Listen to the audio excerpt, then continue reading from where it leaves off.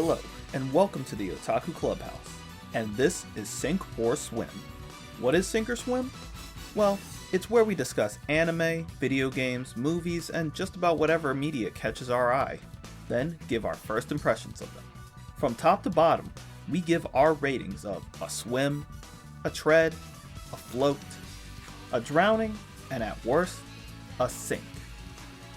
Comments are always welcome, and of course, we're waiting to hear what you have to say too.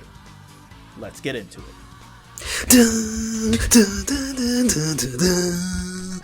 Look around and look beyond. You can make it unbreakable. Oh, you seen that even better than the original guy? Yeah, he actually does. Shut your bitch ass up. We just finished watching Shaman King 2021, which is a remake of an anime came out back in the day when we was young bloods out there playing in sandboxes, running around, pretending that we could turn Super Saiyan and shit. 2003, I think, 2004. Sometime around that, man. Ancient ass fucking ancient anime. And it seems to be a 1-to-1 remake with the original. They're doing pretty much just Shaman King with better animation, or with newer animation, right? So the first episode goes like the first episode of the original series. You got this 2 foot tall dude named Manta, known as, what's his name, Morty in the American version back in the day. He's like a little nerd nigga who gets bullied all the time by niggas who have their shirts opened up. He can see ghosts and shit, and he stumbles across this one guy with some Beats headphones on named Yo Asakura. He's like the main character. He's a shaman, can communicate with the dead and fuse with them and shit. Sees him doing something in the woods, being weird, right? He goes to school the next day, tries to snitch on him for one, gets his ass whooped like he should. Turns out that Yo is in his class, a transfer student, so he stalks him for like 7 hours. But he's a weirdo, so he stands in the same fucking place all day. And they go to the fucking place that he saw Yo at before, and there's some thugs out there drinking 40 ounces and fucking throwing tombstones around, being general hooligans, right? And it turns out that Yo says, nah, fuck all that. I'm finna swing on these niggas, you know what I'm saying? So he whoops their asses. But first, he combines with like a samurai dude, like a spirit, right? And I think it's like orange flavored, like Tang. So he drinks them up. He gets all of his abilities in like samurai spirit. And he whoops the fucking ringleader of the gang's ass. But like, the ringleader was supposed to be in like high school, but he looked like he was 45 years old. You know how it is. No, what? You know how it is. No. What do you mean, no? I'm pretty sure Rio was supposed to be in high school. I just mean I don't know how it is. Continue. Alright, well, I digress. It turns out that the samurai dude was waiting in that spot for 600 years for his best friend who was supposed to bring him the ultimate super sharp sword that was supposed to help him not get his ass whooped by 18 million fucking evil samurais, and he dies. And the ghost of his friend is waiting in a museum with the sword, but since he's a fucking corpse, he can't go and take the sword to his ghost friend. So Yo goes and gets the sword and brings it to the fucking ghost. So the ghost says, oh, well, my friend brought me the sword, guess I'll fucking go with you and be your little Pokemon. And that sets us off on the story of Shaman King. If you happen to be ancient like us and you watched the first episode of Shaman King, whether it be you actually managed to watch the original airing or you watched the 4Kids dub on the Fox Box Saturday mornings, you do not need a summary of this episode because it basically is the exact same episode with only 2 major discrepancies. One being a cold open where they show a little flashback scene of Yo and his twin brother being born, which, by the way, Yo has a twin brother that's supposed to be like a twist later on in the series, but here it is. And then the other being that the episode is kind of like extended into the second episode. I think the pace is slightly faster than the original, whereas they can sneak in some parts from episodes ahead of time into this one. But other than that, man, is there even a reason for this to be a remake? I mean, if you watch the opening for Shaman King 2021, the whole story arc is spoiled in the fucking opening, so... Yeah, like, literally the entirety of Shaman King is right there in the opening, so I'm assuming that the assumption for this is just that everyone who's watching this already knows Shaman King. And, you know, last year we reviewed something similar. We reviewed the Higurashi anime, which at first glance, it did seem like it was a straight remake as well. But at least that, spoiler by the way, ended up doing something completely different. It all had like a time discrepancy, like events started happening differently. But in this, everything's playing out the exact same. Like, it made me question, like, did this need to be remade? To be perfectly honest, that's a good question. Only reason I know for sure that it's fine to remake this is that Shaman King's popularity in Japan is... It's ridiculously popular. And at no point did the popularity really die down enough to not see remaking it. Like, okay, so I can only think of maybe 2 to 3 reasons why you would remake something that's that popular anyways. Number one is to give it to a new audience that hasn't possibly seen it before. But you could also do that by, you know, re-releasing it in HD on streaming platforms like Netflix or Crunchyroll, whatever.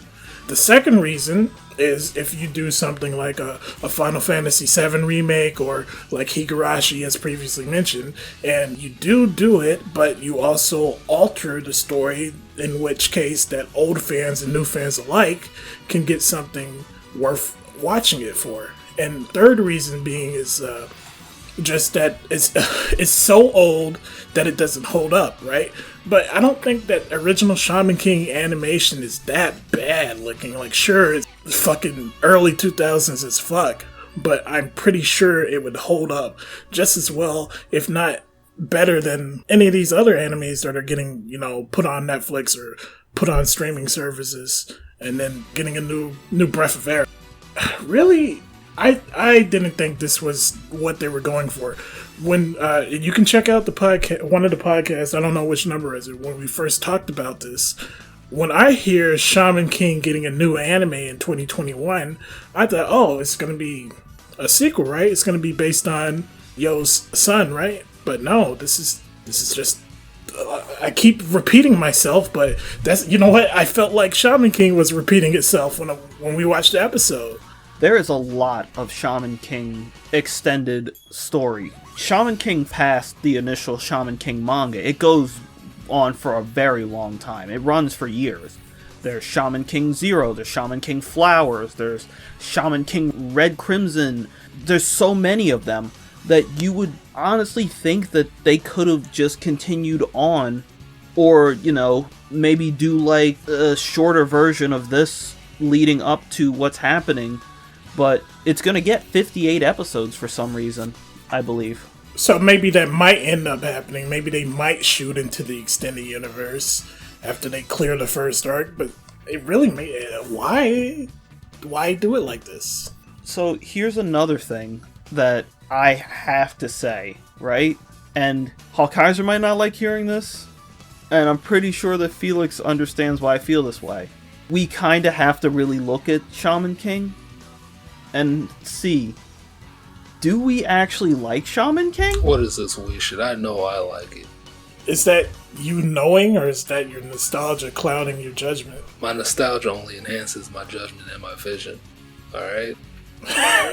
Your nostalgia is like salt, but hold on, too much salt can make something pretty nasty. Like, Shaman King came out when, I believe Gato said, like, 2003 for us. We were all fucking kids back then. Hold on. And rephrase that, my nigga. We were all kids back then.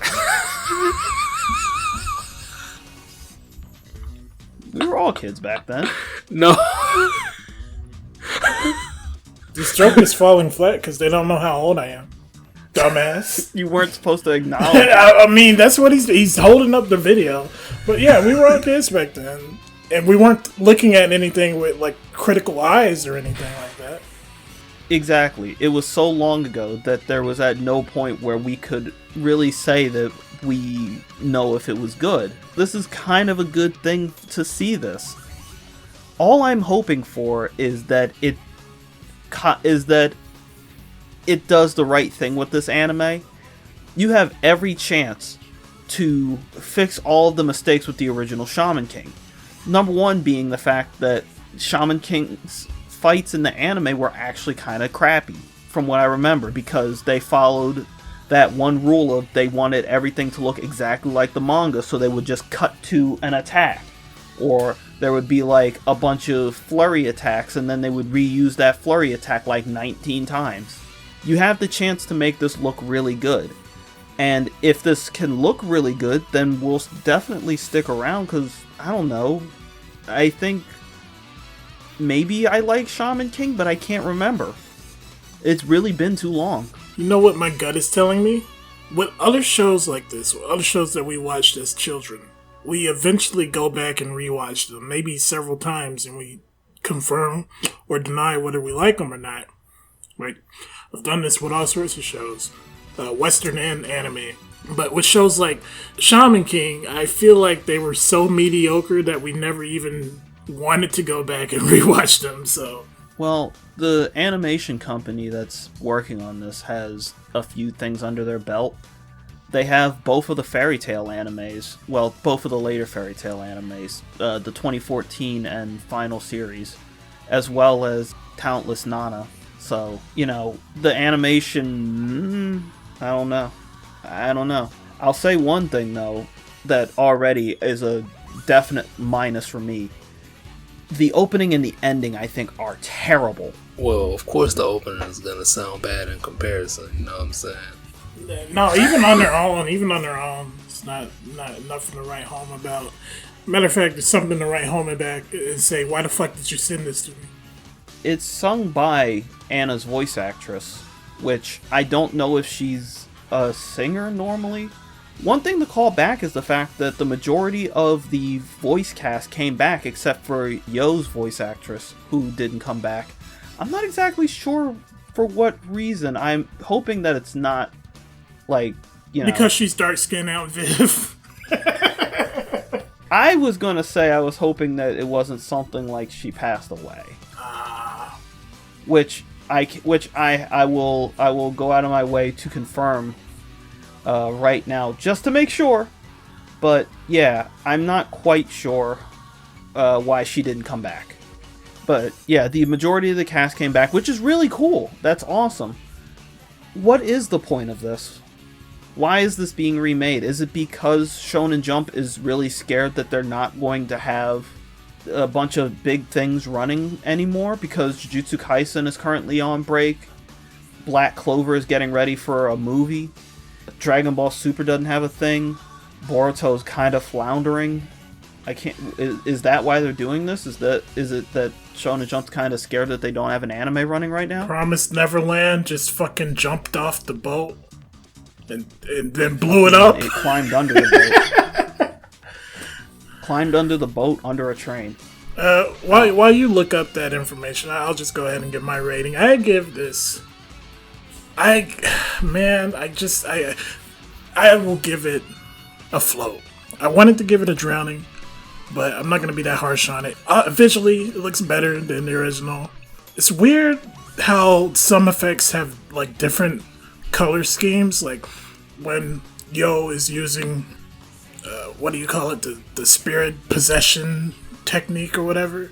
It's yellow instead of blue, like I have nostalgia for, so that takes some points away from me. But otherwise, and the angles in which some scenes are shot differ, which I don't know if they're doing that to be closer to the manga or not, but other than that, I guess I will just give it a float.